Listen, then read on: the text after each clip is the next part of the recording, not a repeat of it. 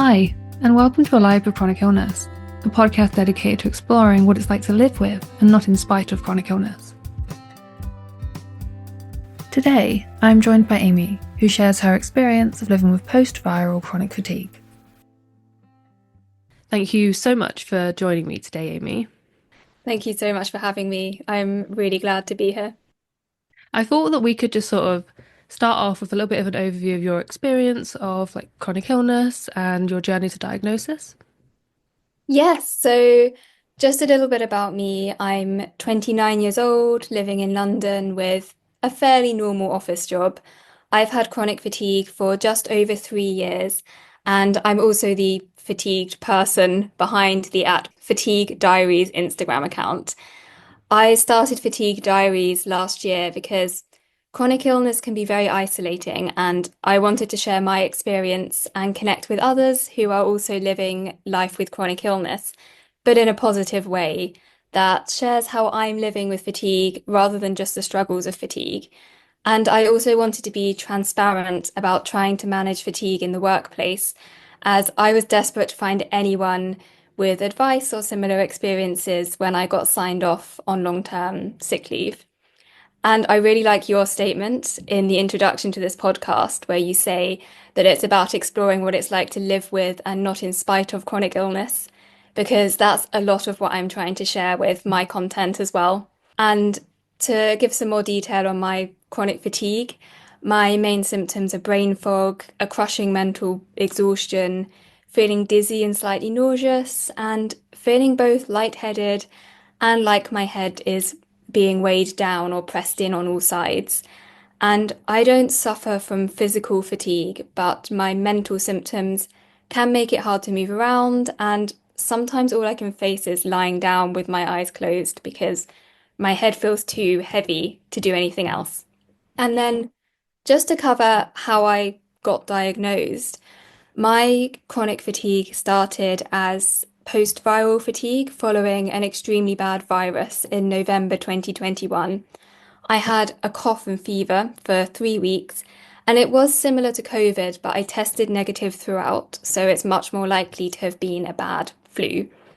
I was also living in a damp room at the time, so I was exposed to mold while I was ill, which likely contributed. And before I got ill, I had a fairly busy life, and I was a bit tired of the fast pace of London life, but I was otherwise healthy. But once the flu symptoms had gone, I tried to return to work. But it was like my brain was stuck in mud and I was weak and confused. And I vividly remember going into the office and being too tired to work out how to go home early. I literally couldn't get my brain to kick in enough to get me out of the building and to the bus home. And after a few days of that, I called 111 because I felt so awful. I was starting to worry it could be an emergency, and my GP practice was closed. And during that call, the doctor said that it sounded like post-viral fatigue, and everything just clicked because it matched my symptoms perfectly. So the next day, I booked a GP appointment, and then I had 6 months of blood tests and other checks to rule out other potential causes, which is essentially how they diagnose fatigue. They check it as in anything else. And then I was referred to the chronic fatigue specialists at around the 6 month mark.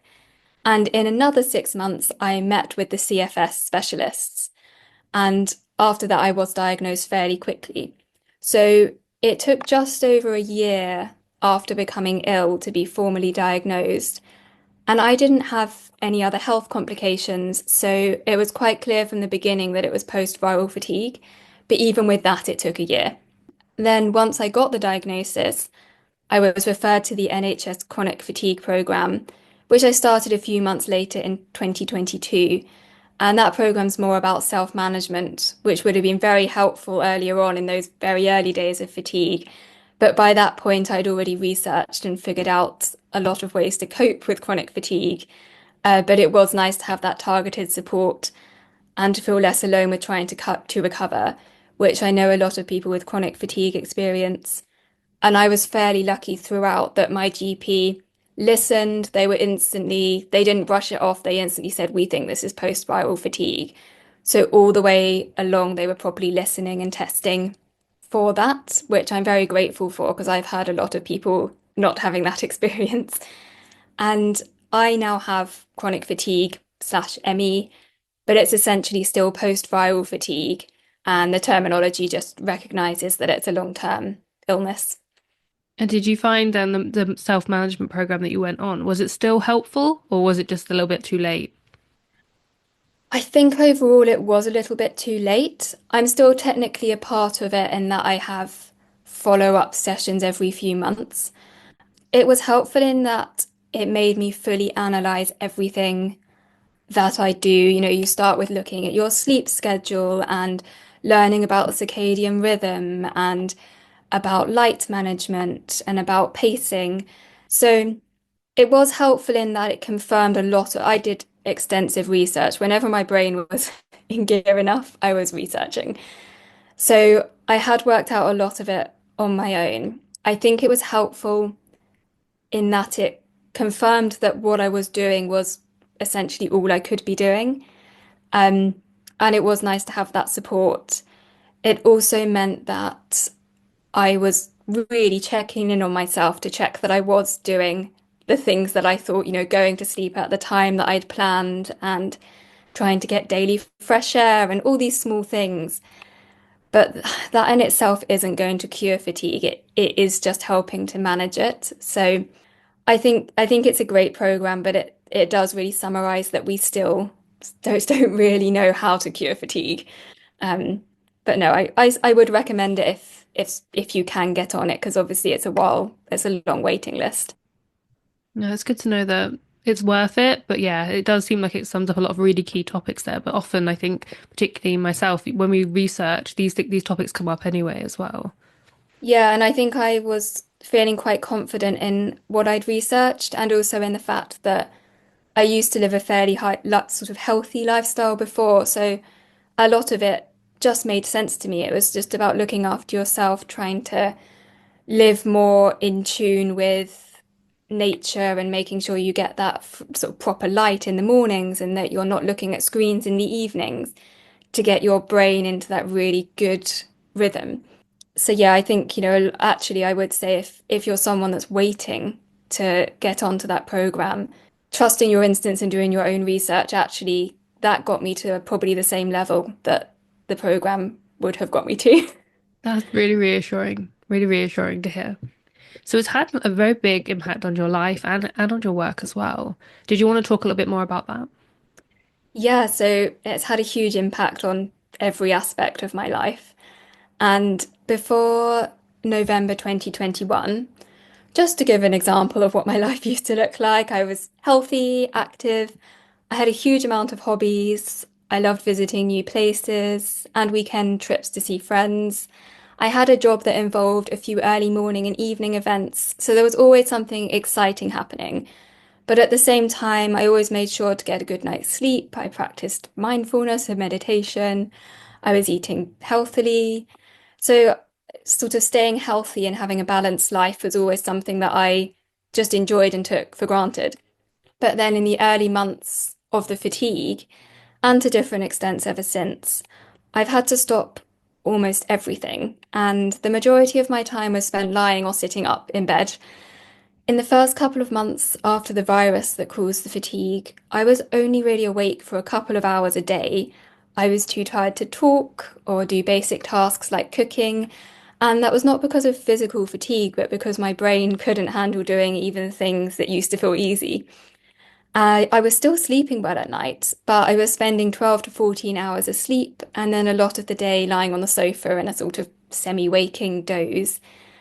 At first, I was at home with my family as it was over Christmas, and I remember not having the energy to reply properly when they were talking to me and sort of going, to show that I was listening. And I could only read or watch television for extremely short amounts of time. And the early days were extremely blurry when I tried to remember them. I could barely send a text or reply to an email. And for some reason, washing my hair would just wipe me out for the entire day, even though I didn't have physical fatigue. It was a very mental thing. But there were certain things I just couldn't handle doing. And I think I was in denial about how bad it was at first. And throughout most of the illness, I've tried to keep some semblance of normality in my life. I've kept working. I've kept living in London in shared houses with housemates, which isn't always the most relaxing. And I've tried to still do some of the things that I enjoy.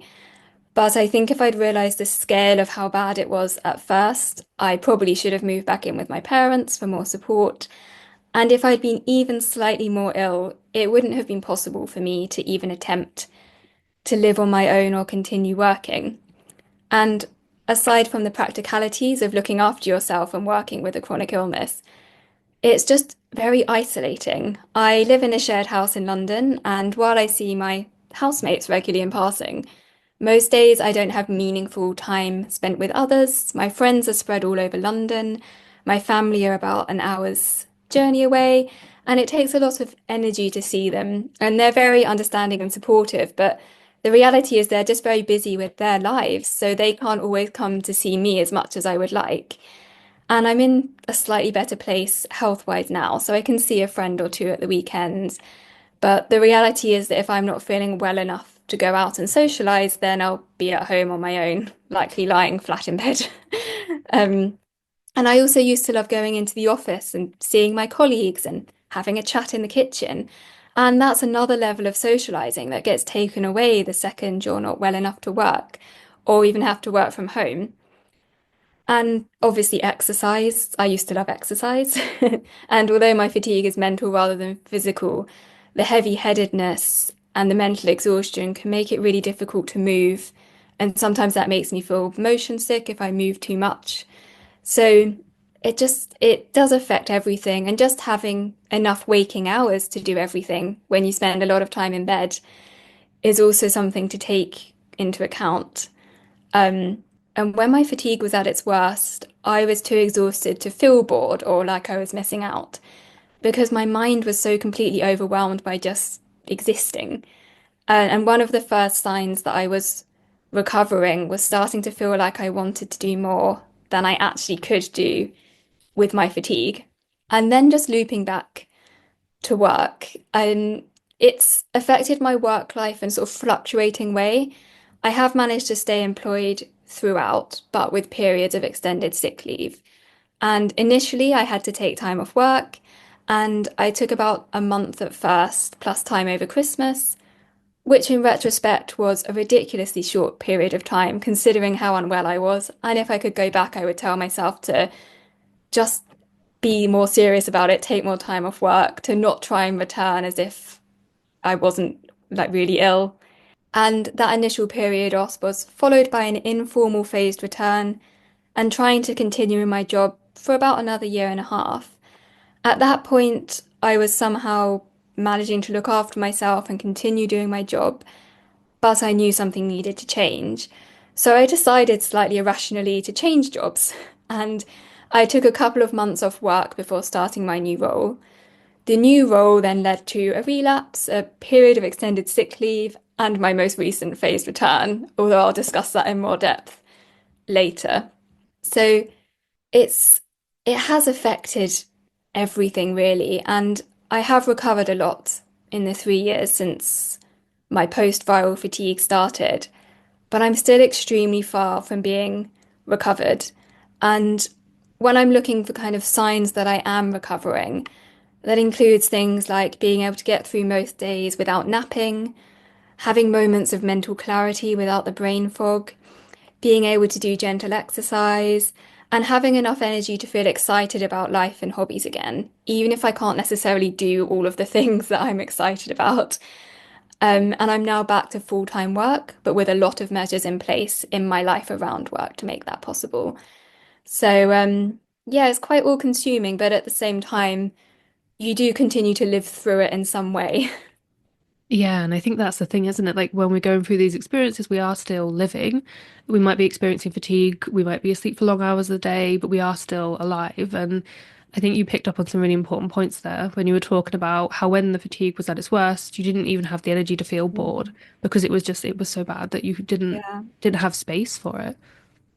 Yeah, and I don't know if that's almost a survival mechanism of the body to sort of, I sort of looking back, I think how did I spend so long doing absolutely nothing. And even now, I spend long periods resting where I'm not really doing anything.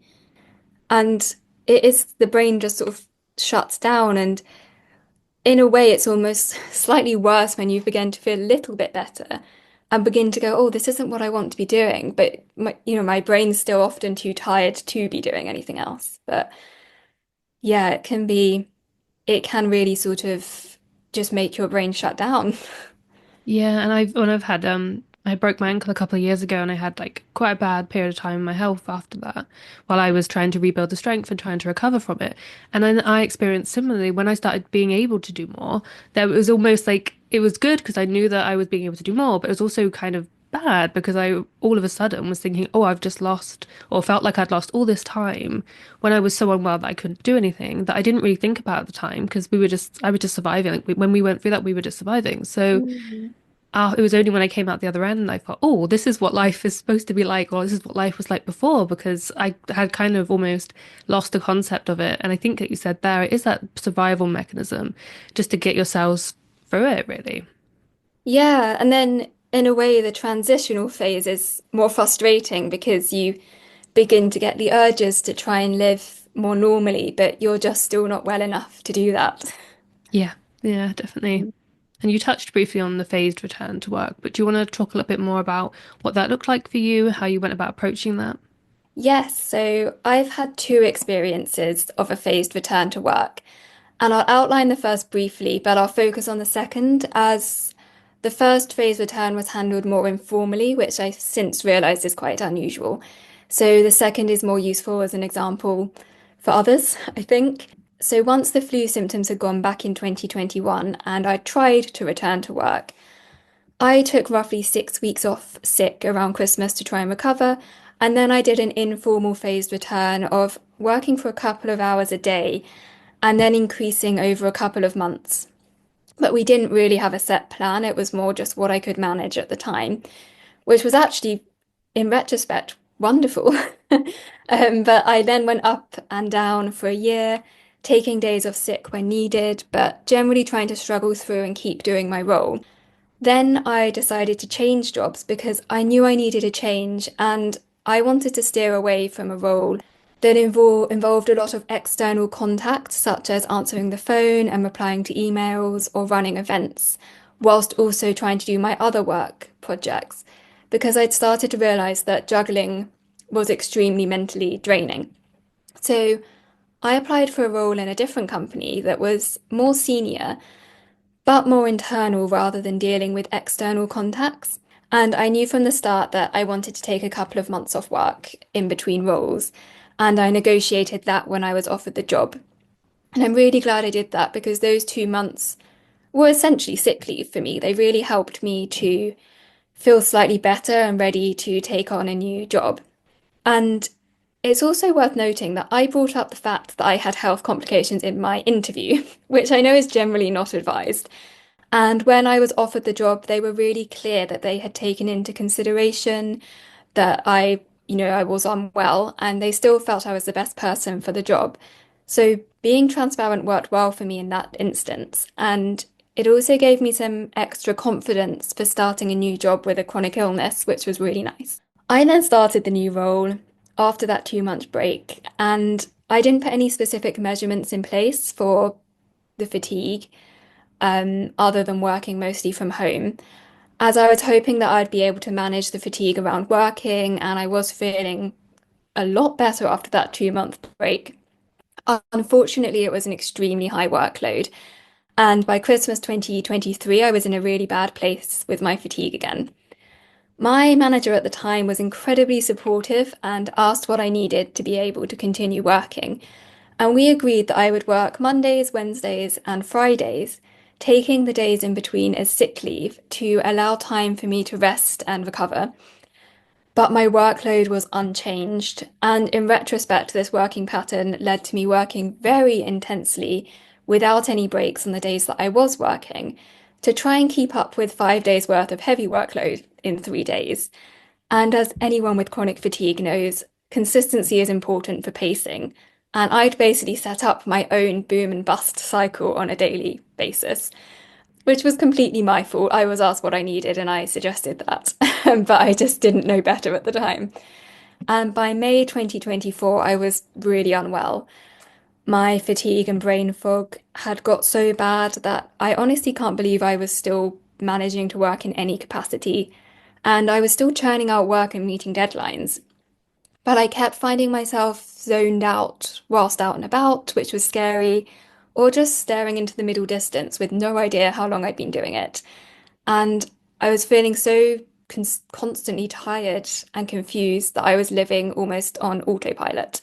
And it was at that stage that I signed myself off sick from work for 2 weeks with a note from my doctor. In 2 weeks, I wasn't feeling any better, so I got another note, and it carried on like that for about 6 weeks before my company arranged an occupational health appointment for me. And I was feeling really hopeful about the occupational health appointment. While I was off ill, I was so worried about trying to return to work and if I'd be well enough to even try to return. So this felt like a positive step to get some professional advice. And the first appointment signed me off for another month with a further review booked in. The next review advised that I have 4 to 6 more weeks off and then start a phased return that would see me back at my full contracted hours within 1 month. At the time, I agreed because I was exhausted, I was desperate to keep my job, and I wasn't sure what alternatives to suggest. In the end, I took the full 6 weeks off before starting my return. And I was feeling slightly better after all of that time to look after myself, but I was extremely concerned about my fatigue levels and how I'd cope with the fast-paced return, or even staying awake long enough to do the hours without napping. And then to give an idea of what my phase return looked like in terms of hours and how I progressed, I started with 50% of my normal contracted hours, working from 11 a.m. to 3:30 p.m. with an hour lunch break for 2 weeks' time. And that stage was hard, but about manageable. And my workload was actually being controlled at this point to make sure I didn't have more work than I could manage in my working hours, which made a huge difference. And also just helped to manage the stress of returning to work when you're not feeling your best. After that, I moved to 2 weeks at 75%, and that was meant to be followed by a return to full-time work. But I was finding the 75% stage harder. Unfortunately, I managed to negotiate with my company for a slightly longer timeline to increase from the 75% to 100% of working hours. And this looked like a further 2 weeks at 75% and a month at 85% before moving back to full time. And this was still hard, but it was just about manageable and it allowed me more time to get used to each stage of pacing. But even with that extension, the only way I managed to return to full working hours was because my fatigue symptoms were becoming less severe at that time, because I'd been putting in a lot of pacing and a lot of rest and trying out a lot of new things whilst I'd been on sick leave. If they'd carried on at the level I was experiencing during my sick leave, I just wouldn't have been able to cope.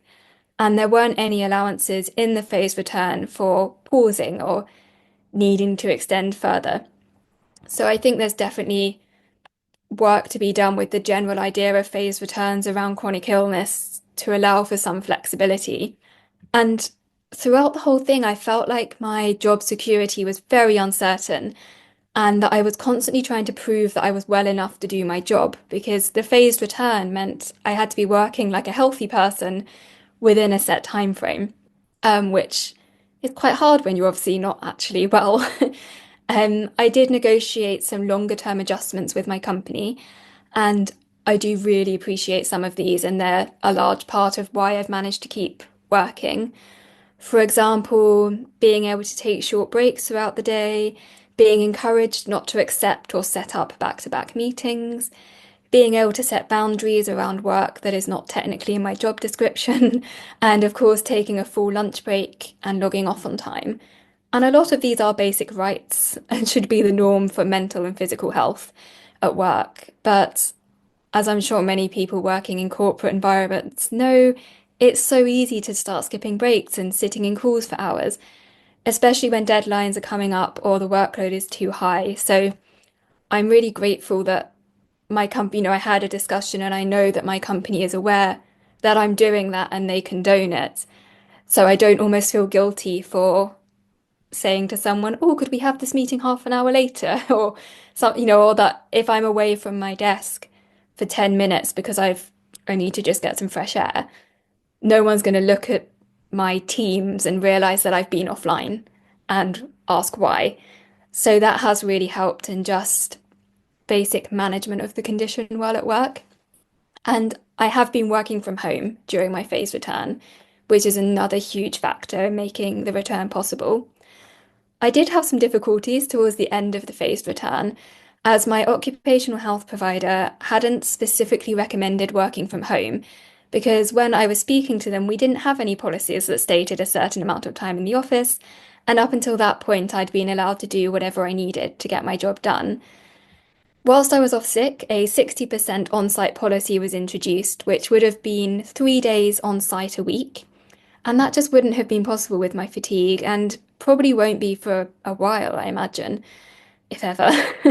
And initially, my company were pushing for me to start phasing back into the office 3 days a week, starting at 1 day a week.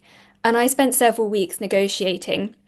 Unfortunately, they supported me submitting a flexible working form, which anyone in the UK can submit, I believe. And in that form, I asked to be allowed to work primarily from home, with time in the office when my health allowed and when specifically required for my job. And the process was uncertain and stressful, but I've had a good outcome, as it's been agreed that I need to go into the office a minimum of 4 times a month, and that could just be for a half day, which I find easier to manage. And I'm really happy that I managed to have that agreed because I love being in the office. I like seeing my colleagues. And I think, it is important to have that human contact outside of the house. But I need to balance that with the realities of living with a chronic illness. And I think this flexible working will allow me to do that. And in the last few months, it seems to have been working. So I'm now working full time, mostly from home, with 1 to 2 afternoons per week in the office. I have to be very careful about managing my fatigue around work and during the working day to make sure that I can manage this amount of work without going downhill. I would say my quality of life outside work is of a lower quality than I would like, as I have to prioritize being well enough for a day's work, and it potentially is slowing down my recovery in the long run, but it's honestly the best outcome I could have imagined when I first got signed off sick and thought that I might have to give up my job. I don't know what would happen if my fatigue got worse again, because I don't know if my company could support the same process twice. There's still a lot of grey area, but my fatigue has been stable, if not improving, for the 5 months that I've been back. And I think I've learnt a lot and put a lot of measures and pacing in place to try and avoid a long-term flare-up. But it is just a case of taking every day as it comes and not worrying too much about the future. Yeah, and you touched on something, a couple of things actually that were really important there. One, that often, even if people are on reduced hours to be more accessible, they might still be expected to work as if they didn't have a disability, which is just not, it's just not sustainable. Or in your case, when you went down to 3 days, you're expected to do the work of 5 days in three, which that's not healthy for anyone. Yeah, and I think it can be difficult because even now everyone's very understanding, but I'm very conscious that if I were to take a sick day for chronic fatigue rather than because I've got a cold or something, that will be noted and logged and thought about in terms of my phased return and whether or not long term this could be an issue for the job, because obviously it can be seen as making you less reliable. And I've been fortunate that with the way that my workload's being managed and the way that I'm managing my fatigue, I haven't needed to take off sick days specifically for the fatigue. But it's always in the back of my mind that, I need to be trying to act as much as possible like a healthy person. And my team are aware and supportive. But if on a daily basis I was being brutally honest about how I feel when someone says, "How are you?" Um, that might come as a bit of a shock. Yeah, and I think that's it, isn't it? Like what we experience on a day-to-day basis with pain, fatigue, whatever people are going through, we do have to kind of hide it a bit. I wish we didn't have to, but there seems to be like this societal expectation that we could appear as non-disabled as possible, which makes it really hard to be able to have open conversations. Even like the one we're having right now, it makes it difficult. And the information out there and that support that you can hear that other people have been through, something similar makes a big difference. And you also touched on the fact that now outside of work, your quality of life isn't as good as you would like. And I wondered if I could ask you to elaborate on that a little bit and I guess how you feel about that, because I understand obviously we need to work to have a living. And it's that balance, isn't it, between having a job, and go to work, but also making sure that you're still having enough time for your health and for your well-being as well. Yeah, so I think my quality of life, like it's okay enough. Otherwise, I would seriously be considering whether I should be continuing working. And I think for me, it's balanced out by the fact that the lack of stress that comes with having a salary and also having a sense of purpose. I genuinely like my job and I like the people I work with. And so I think it's worth, to me, it feels worth it because the stress of taking long-term sick leave and or giving up your job entirely, that's everybody's last resort. And I think I do feel grateful that I've managed to reach a stage where I can work. But my waking hours around work during the week are very reduced. I tend to like to be in bed by 8. Between working and finishing work and going to bed, I tend to have just had dinner, maybe chatted to a housemate, read a little bit or watched something, but then by 8, I want to be in bed, winding down, asleep by 9. So there's not really time to do anything like exercise. The days of thinking I might see a friend for dinner during the week are long gone. And having that, and even going to bed at 9, I'm still generally waking up probably between 8 and 9 a.m. in the morning. So there's not a huge amount of time before work either, because I will just wake up. I always make sure I do a meditation and start the day slowly. But then I'm generally just getting up, getting ready for work, having breakfast, and sitting down at my desk. So during the week, and I know many people have this with corporate jobs, it takes up your whole life, but it's frustrating, I suppose, when technically I'm working hours where I should have quite a lot of time around work to look after myself and see friends and do hobbies. So it affects me in that way. And also some weekends, sometimes I just spend weekends recovering from the week.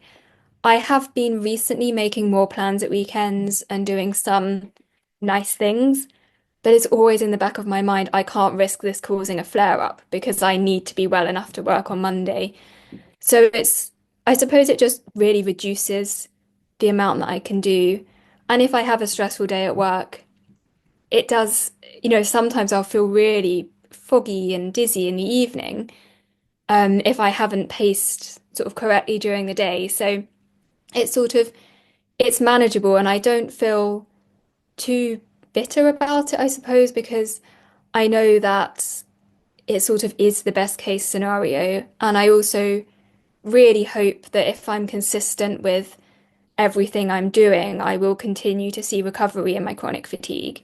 And I think I'm fortunate in that with chronic fatigue, there are many examples of people recovering in the end or managing to live almost normal lives. So I suppose I'm managing it for now in the hope that one day I might have a few more hours in the day around work to actually do things that I enjoy.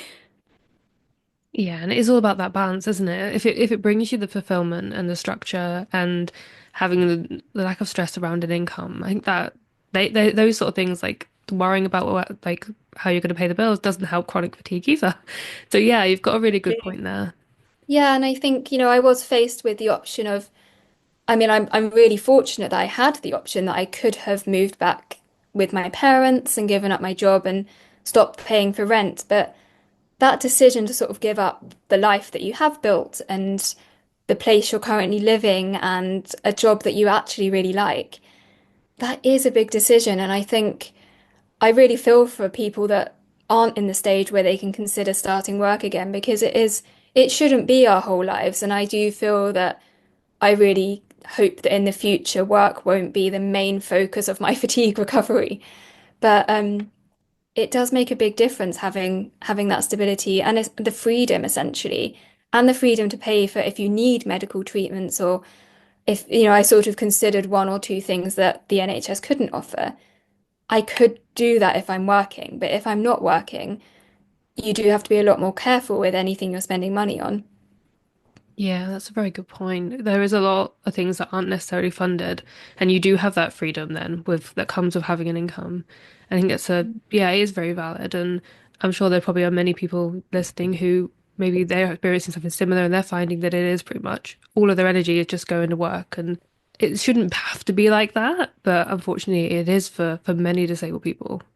Yeah, it really is. And I went for a blood test recently, and the nurse who was doing the blood test said she also had chronic fatigue and was in exactly the same situation for me, but, literally working for the NHS as a nurse. And I think that really made me realize that there are so many people who are just desperately trying to keep working, and that is the main focus of them managing their fatigue. And I think it's a shame that it's so normal and but at the same time, weirdly, it almost feels like a privilege to be at a stage of recovery where I can try and work.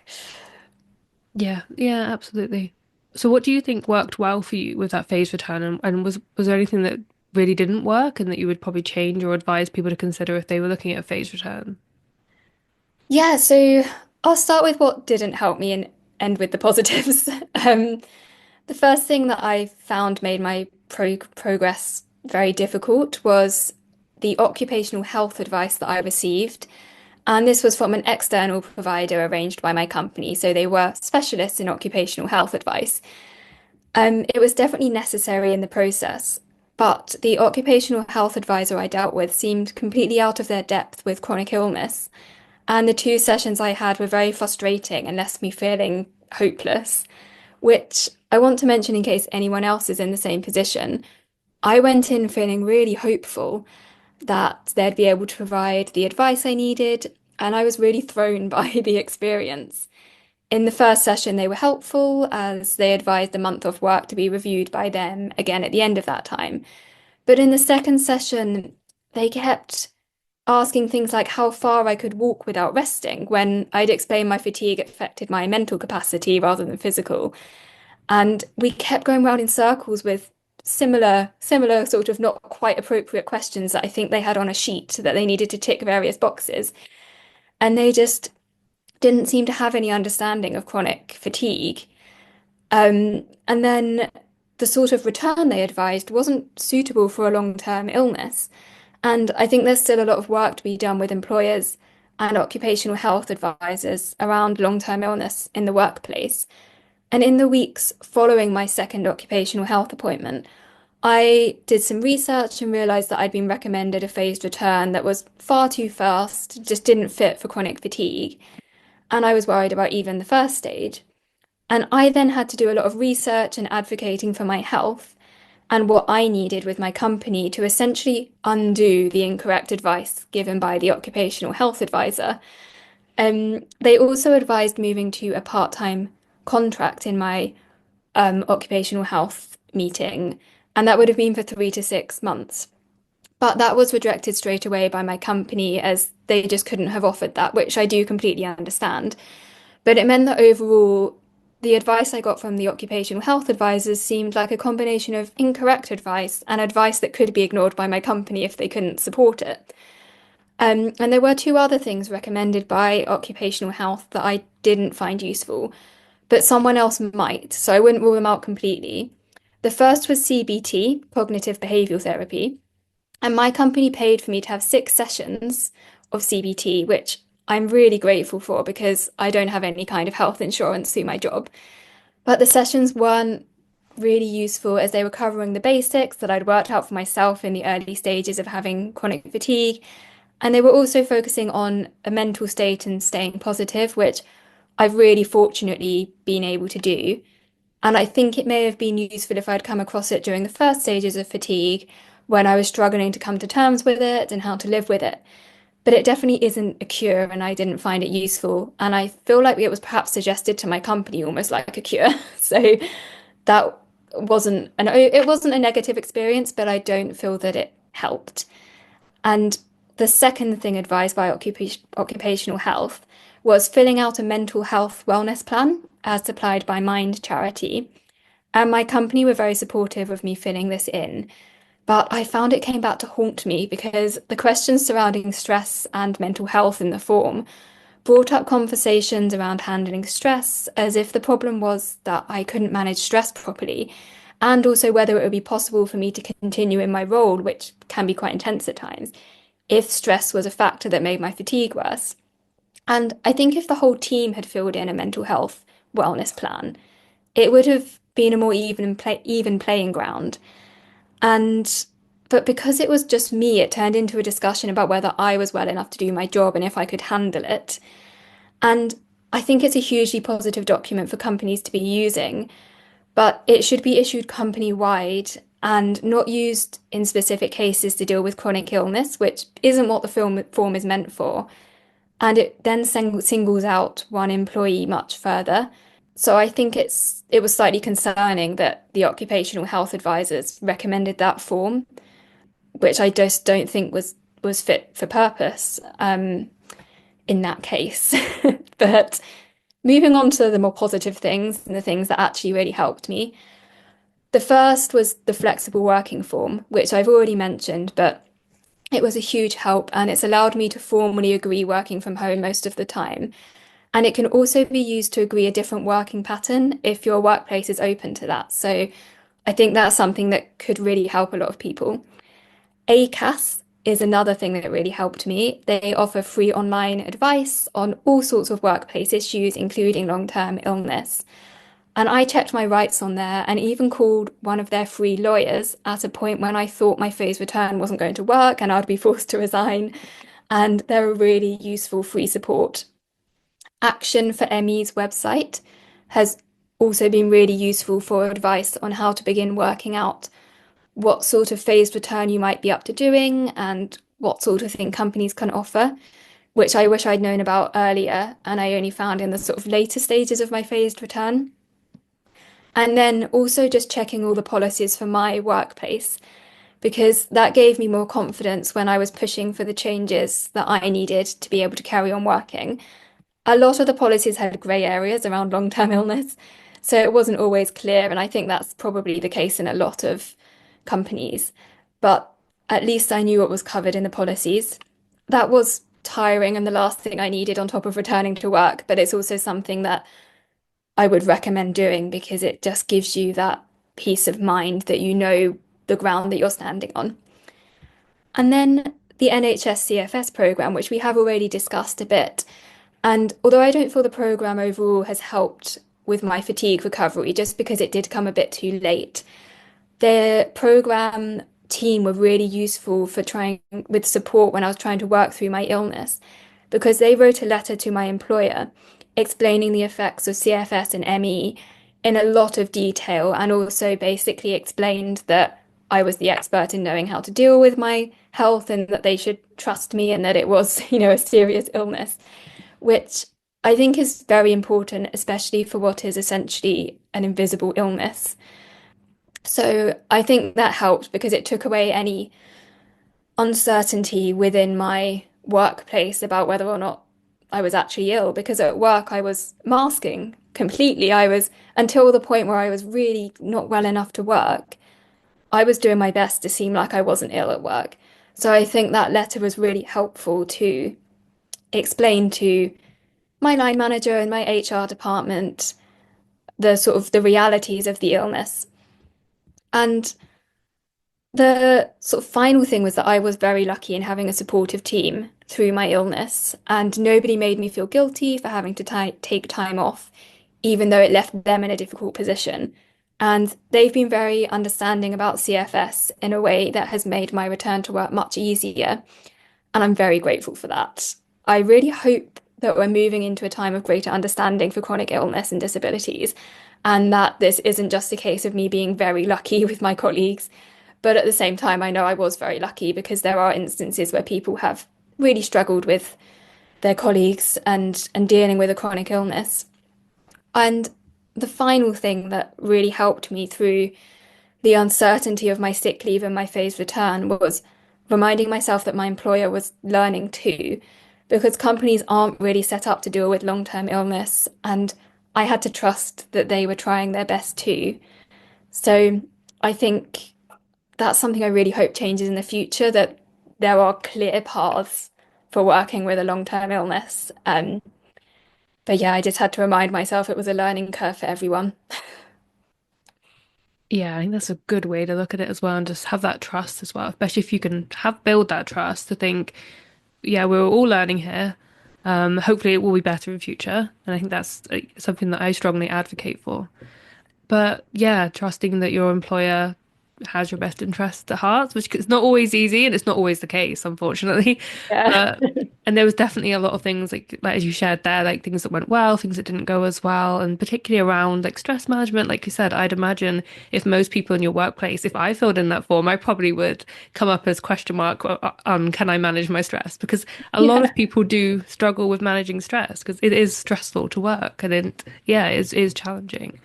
But thank you so much for sharing your experience so openly. I really appreciate it. Oh, thank you. I hope that it may help someone else that's going through the same situation, because at the time, as it's probably clear from my summary, I didn't really know what I was doing and I was learning at each stage and it was all very uncertain. And I think it's probably the same for every phased return, in that it probably won't feel easy or secure. So the only thing you can do is just keep working through it and keep trying to ask for what you need. But yeah, it is an uncertain process, and I just hope that hearing my slight sort of roller coaster of a journey might help somebody else. And also the fact that at the moment it's worked and I am back at work. I've managed to get some measures in place to allow me to continue working, and I just have to hope that that will continue. But at the moment, it's been a really positive outcome. Yeah, that's brilliant. And I hope work continues to move forward in a sustainable way for you. Thank you. I hope so too. Well, thank you so much for coming on. Thank you for having me. It's been a delight. You can follow Aimee on Instagram at Fatigue Diaries, where she shares her experience of living with post-viral fatigue. You can find a link to her social media in the description. Be sure to follow to keep up to date with the latest episodes. And as always, thanks for listening.